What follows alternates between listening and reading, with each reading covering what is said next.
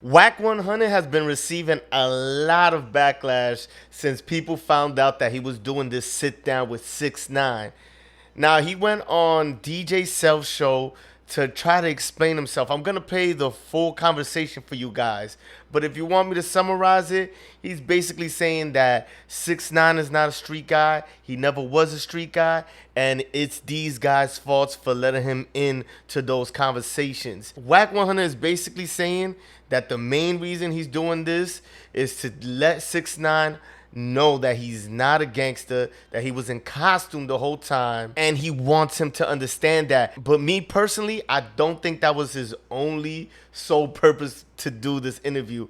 Obviously, he has some sort of interest in this. He's getting something out of this. But y'all listen to the full clip and let me know what y'all think. Again, make sure you like, subscribe to the channel. Let's get into it. And I see you with a picture with 6 9 I was a little confused. So before I even start, can you unconfuse me and people like me? Well, there's nothing to be confused about. I did an interview with 6 9 because that's what I wanted to do. They didn't reach to me; I reached to them. And music is music, and I think what happens, or what has happened, is people keep saying it's street life and music. It's not about music. It's not about music. That's the street life. It's just people talking about the streets, right? So I don't even understand when people say, well, this, that, or other. What does one have to do with the next? If somebody knows something, he tell a story in the song, that's it.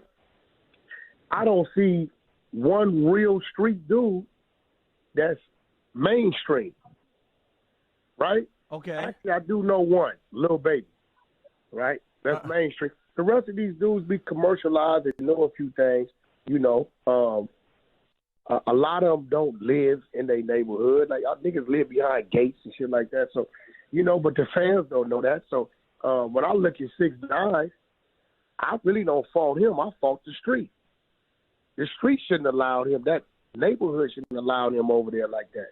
So, you know, I was very curious on why it went the way it went and why he did what he did. And my whole disposition was to get him to understand that you ain't a gangster. You ain't a thug. You ain't a street nigga. You a regular civilian. You just was in uniform. You was in costume. Period.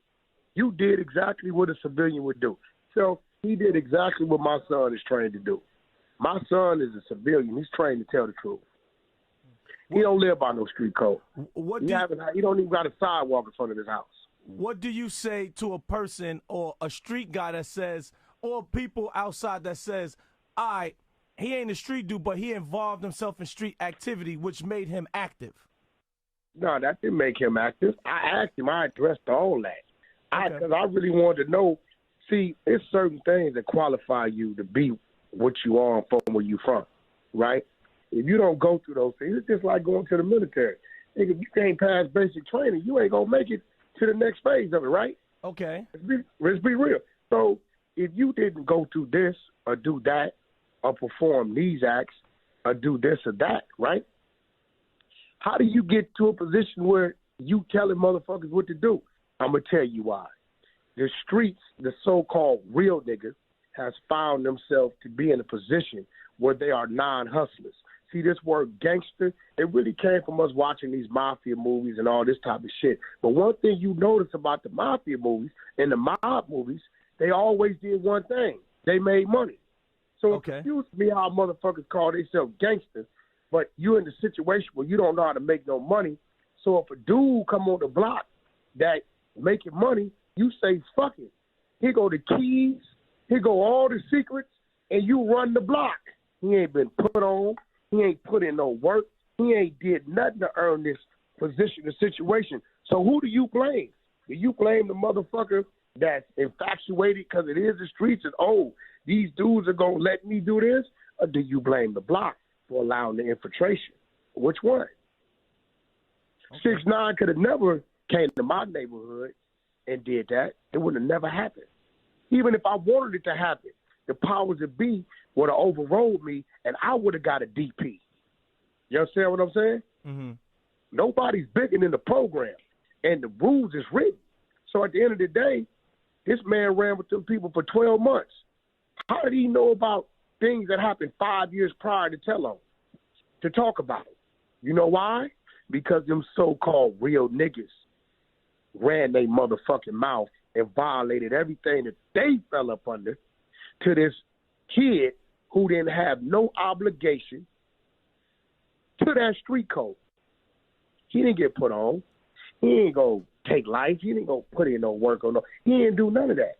He had the bag. So what they were supposed to do, let him shoot videos, charge him for that.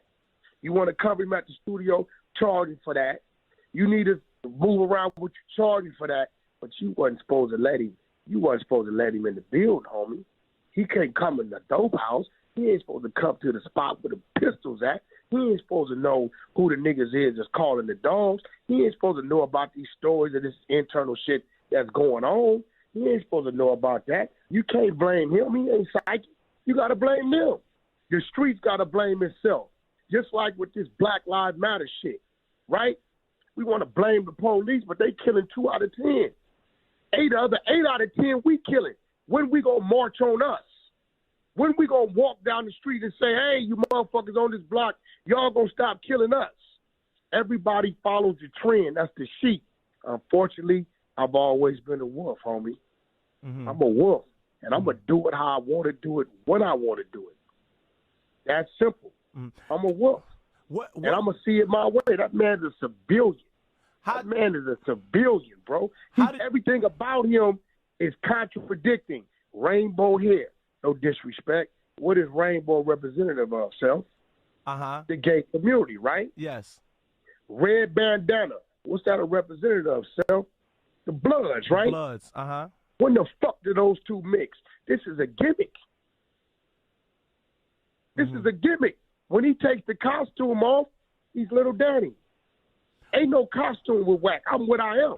What do you say to a person that, all right, this guy told on Bloods and you are a Blood? So wouldn't you even feel a way it's like, all right, this guy told on people that's bro, down with me? Listen, let me explain something to you. I'm from East Side Pacoima Paru Bloods, right? Okay. When a nigga from Pacoima Paru Bloods violates and does something, it's on Pacoima Paru to deal with that, right? Okay. If that individual comes back to my neighborhood and walks around my city, and guess what? Don't nobody touch him, I'm not looking at my homies from Compton to do something to him, right? So I go say that to say this. This kid is moving around with no security. All this jewelry, I seen it. Okay. Going to clubs. When he came home, niggas posted his address, where he was at, right? Ain't nobody did nothing about it, right? The obligation for that to be handled is in the hands of those that have been dealt that blow. They need to handle their business. This ain't a worldly thing. Handle your business. And the minute you start handling your business, maybe everybody else may say, okay, then that's what it is. Then the boxing might happen. But until then, you'll be a goddamn fool to do a job that ain't your job. Mm-hmm. I ain't listening. Who feeling it? He told on a bunch of dudes from non-trade gangsters. That dude, non-trade is everywhere, bro. They ain't restricted. Mm-hmm. That dude ain't hiding, bro. I watched it. Nigga came to me from a club and left me and went to a day party. Mm-hmm. Let's just be real, bro. I'm with you. I've seen him out. Are you surprised at the reaction of people? What the reaction of some people are having with this podcast that's coming out? I mean, no, because people are people, and in my world, right, the only ones that count is the ones that mean something that count, right? So I don't worry about the dude in Canada that got something to say, or a dude in the UK got something to say, or even a dude like my son who went to the penitentiary for robbing an innocent cab driver, right? This dude 3 years ago was scalping tickets for the BET Awards in downtown L.A. Mm-hmm. Same dude that you know, might be a little salty because I convinced Game not to sign him. Y'all remember he was running around behind Game. He was running, trying to yes. But he was trying to be a rapper, right? So, you know, I convinced Game, you know, not to sign the dude because I didn't think he was worthy of our staff anyway. You know, I got a personal relationship with Mike Science. It was kind of weird that he does what he does, but I think he's moving into the position of being this type of advocate or some shit. Like when the Black Lives thing kicked off, I seen him step out there. You know, that's cool. That's what you want to do. I commend you for it, but who you are and what you stand for, it don't count in my world. I'm seeing he's saying I got paid. Hey, bro, I didn't get paid. I did the interview for free. WACK don't need no money, Mike Science. You need the money. WACK, you the one that's still trying to rap and do shit and charging the kids, the schools $2,500 to go speak to the kids. I go to the juvenile halls for free. I speak to the kids for free. I don't. That's your hustle. So I understand why he might need my name because there's no real relevance to his name. So I get it. So when people think and their opinion don't matter because their way of thinking and their frame of mind is theirs, that would make me like them. That would make me a follower, a sheep. And I'm a wolf. And unfortunately, bro, you know, we make our own rules and we set our own pace. My table knew I was doing the interview. Everybody knew I was doing the interview. I told academics on Instagram to set the interview up. Did I not? I told her. I didn't hide it. I went over there with my wife and kids. That's who went with me to the interview. Set little Danny down, and my whole thing, my approach was not a rat approach because I don't see him as that.